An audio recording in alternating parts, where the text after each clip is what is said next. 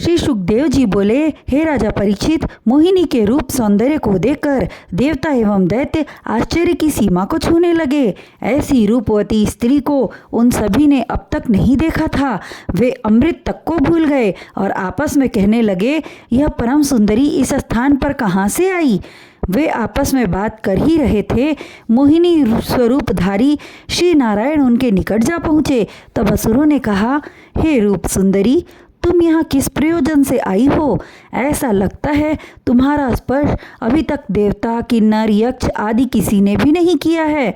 उनके वचनों को सुनकर मोहिनी बोली, हे देवताओं एवं दैत्यों, मैं स्वेच्छाचारिणी स्त्री हूँ, किंतु आप महर्षि कश्यप के पुत्र होने के कारण भाई भाई हो। इस तरह आपस में लड़ना अनुचित है।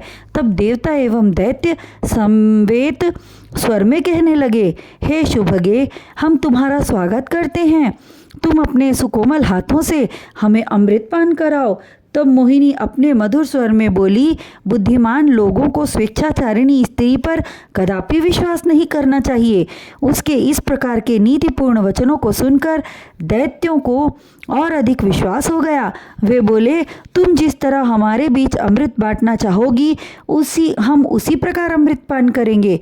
तब मोहिनी बोली, हे दैत्यों, मैं उचित अनुचित कुछ भी करूं, यदि आप सभी को स्वीकार हो तो मैं अमृत पिला सकती हूँ, अन्यथा मैं तो चली।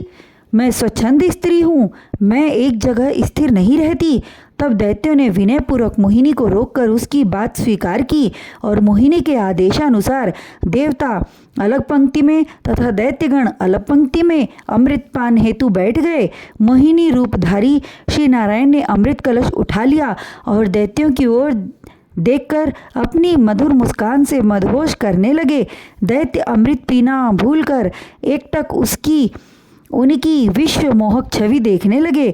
तब श्री हरि ने अपनी माया से एक मध्य कलश प्रकट किया और दैत्यों को पिलाने लगे। तत्पश्चात देवताओं की पंक्ति में गए और माया शक्ति से मध्य कलश को लुप्त कर दिया।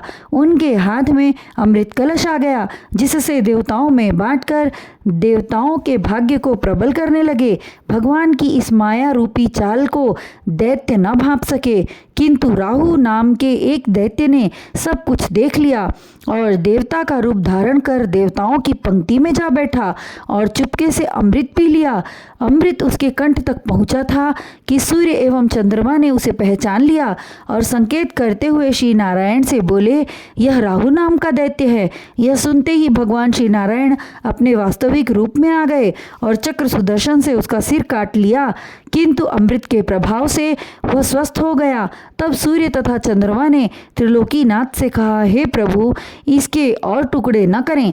श्री सुखदेव जी बोले, हे राजा परीक्षित, तब श्री नारायण ने राहु से कहा, हे राहु, तूने देवताओं के साथ बैठकर अमृत पान किया है, इसलिए ग्रह बनकर ग्रह मंडल में स्थापित हो जा।